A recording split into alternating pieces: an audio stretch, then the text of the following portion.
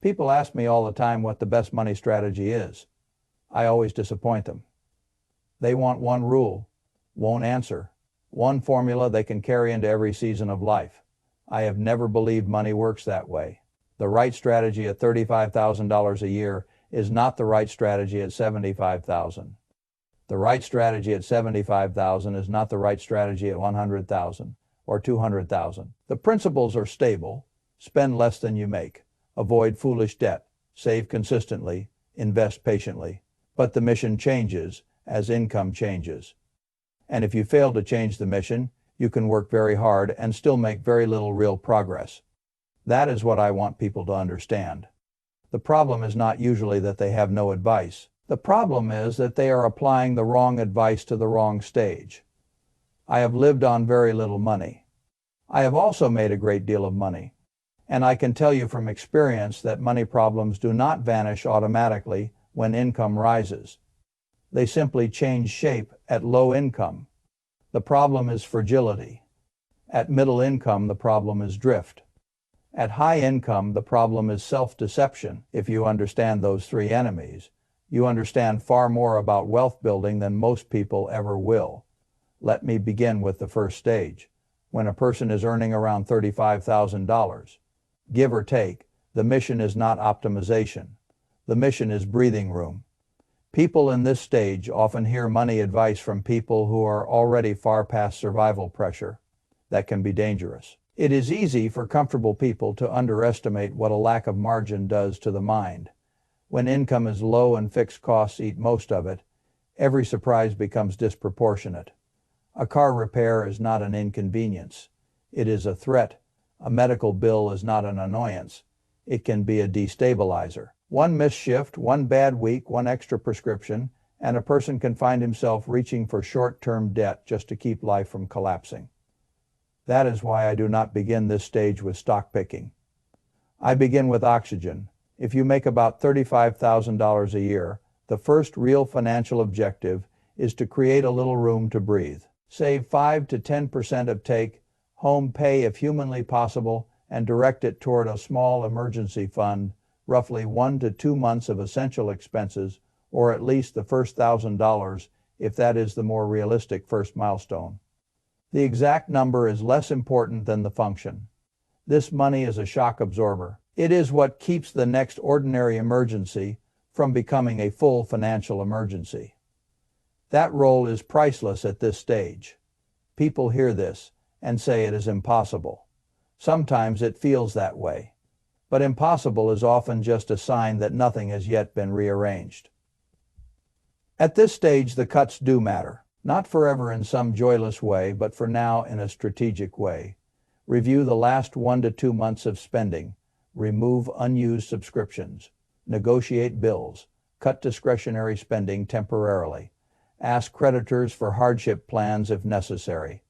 This is not because canceling a streaming service will make you rich. It will not. It is because at the breathing room stage, small reductions help create the first protective layer. And once that first layer exists, the household becomes less desperate and more rational. I think a great deal about how psychology changes once a person has even a modest reserve. Financial independence exists on a spectrum. It is not black and white. People often act as though saving $20 or $50 is meaningless because it does not make them instantly rich. That is foolish. Every dollar saved is a piece of future discomfort reduced. Every dollar saved is a piece of the future you control instead of borrow. A person who understands this is already thinking more clearly than many people with much larger incomes. Now, once the first emergency reserve is underway, the next mission at this stage is obvious: destroy the bad debt. High interest consumer debt is especially dangerous at low income because there is so little extra cash available to fight it. A $500 balance can become several thousand if neglected under terrible rates. So organize it. List every debt, balance, interest rate, minimum payment, due date. Most people do not do this. They simply pay what is in front of them and wonder why they are stuck. That is not a strategy. That is financial weather. I prefer maps. Choose Avalanche if you are disciplined enough to attack the highest interest first. Choose Snowball if you need small victories to stay emotionally engaged. What matters is not which tribe you belong to. What matters is that momentum starts. But the low-income stage has one more responsibility, and it may be the most important of all. Increase earning power. I am realistic. There is a point at which cutting a loan becomes absurd. You can only squeeze a thin budget so far before you are asking people to finance their lives with misery.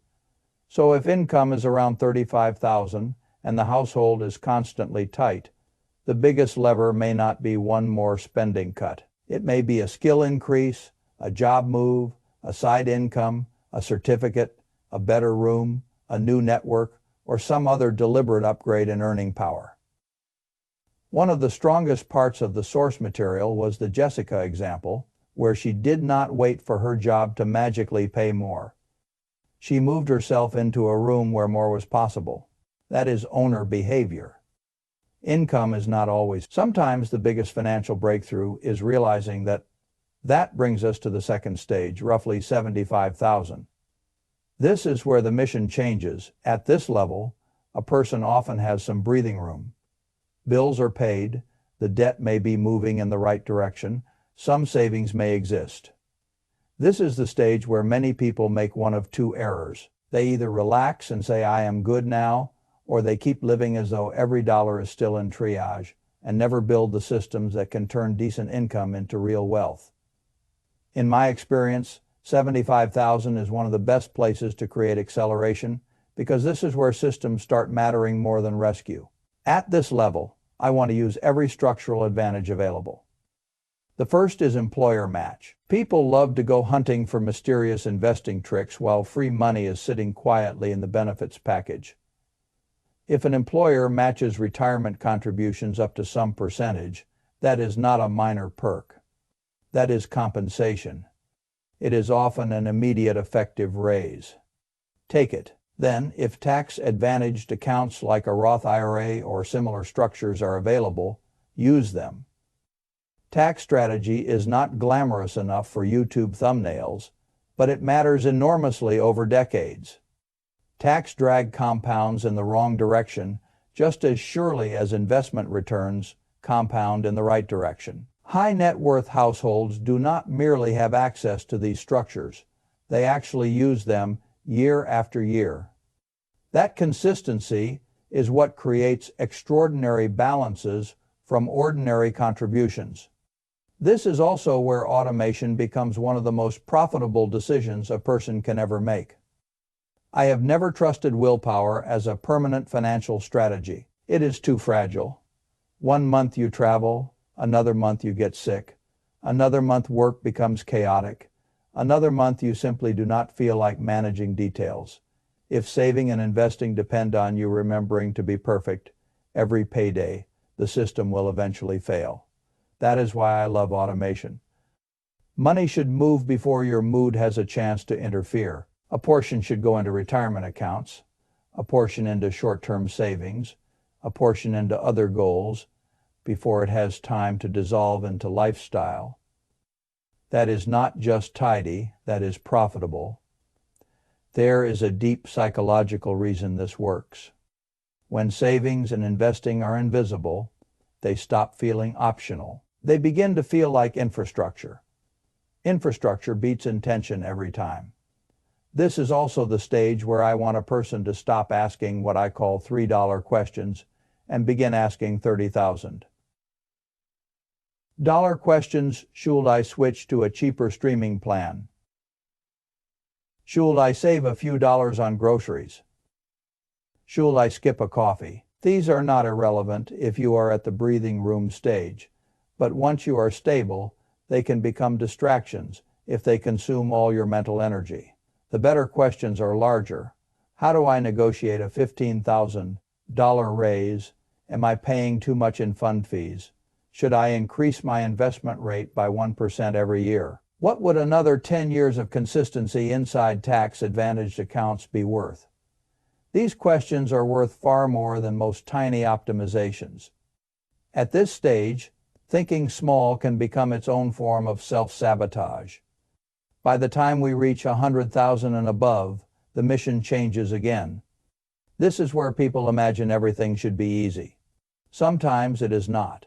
The fragility of the system advantages of middle income may be available, but high income introduces its own danger, which many people never see clearly. At high income, the problem is not usually survival, it is definition. A lot of high earners are miserable with money because they have never defined what rich actually means to them. They say they want freedom. Fine. What does that mean? They say they want independence. Good. Independence to do what? They say they want to enjoy life. In what form? Until those questions are answered, money has no real direction, and money without direction becomes expensive wandering. That is why people earning 100,000, 200,000, even 300,000 can still feel as though they are living paycheck to paycheck. Their income rose. This is one of the greatest hidden tragedies of success. A person can make all the progress the world told him to make and still have no internally coherent plan for what the money is supposed to do. So at this level, I ask a different question. What is your rich life? And I do not accept vague answers. If you want international travel, say so. If you want a beautiful, quiet home and no commuting, say so. If you want to be deeply generous, define what that means in actual dollars or behavior. If you want optional retirement, quantify the capital required. Rich life is not a slogan. It is a budget aligned with values until it becomes specific.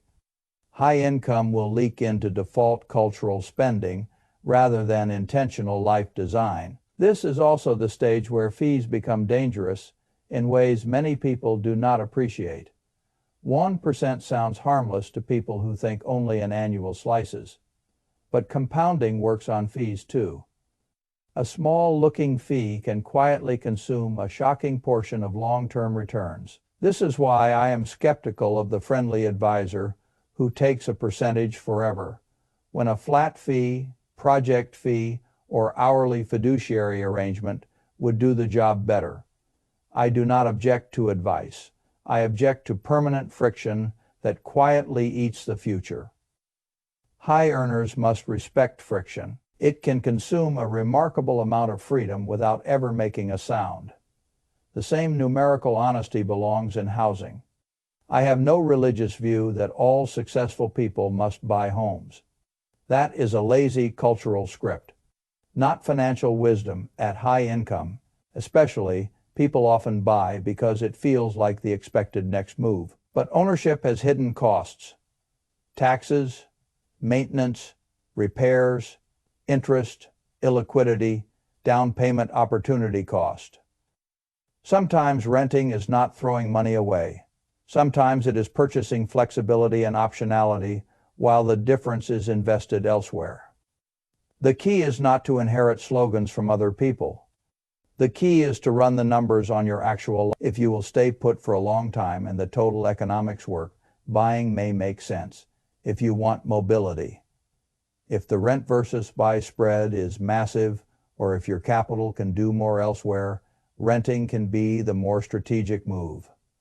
High income should make a person more analytical, not more obedient to social expectation. This is why I keep returning to the same basic idea. The mission changes. At low income, buy breathing room. At middle income, build systems. At high income, define the rich life and protect it from drift fees and inherited scripts. Miss the first stage and you stay fragile. Miss the second and you waste momentum. Miss the third and you make more money, but still do not own your life. That is how I would translate this into a Buffett-style framework. Not a list of tips, a map of stages. The interesting thing is that underneath all three stages, the same deeper principles keep reappearing. First, money must be visible, whether you are earning $35,000 or $300,000. If you do not know where it is going, your position is weaker than you think. A person who refuses to track his money is refusing to lead it. Second, every dollar has a job. Some dollars defend the household. Some kill bad debt. Some go to long-term compounding.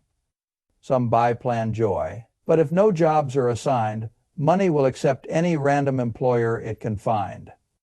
Third, long-term ownership matters more than short-term display.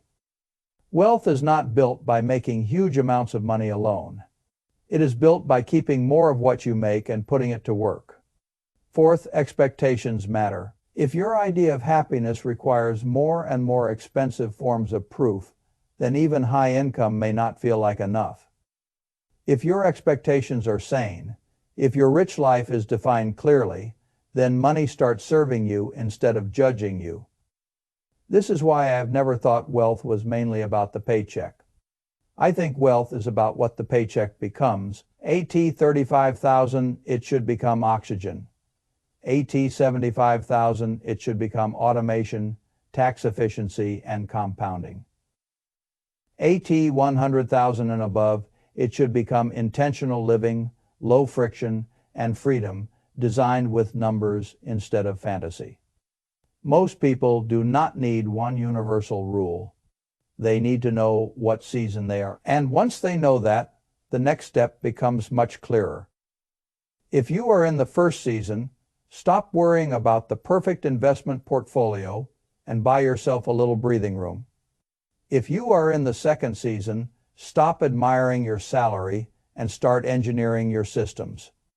If you are in the third season, stop copying other people's version of rich and define your own. That is how, and when money grows up, life gets quieter, safer, stronger, and much more your own.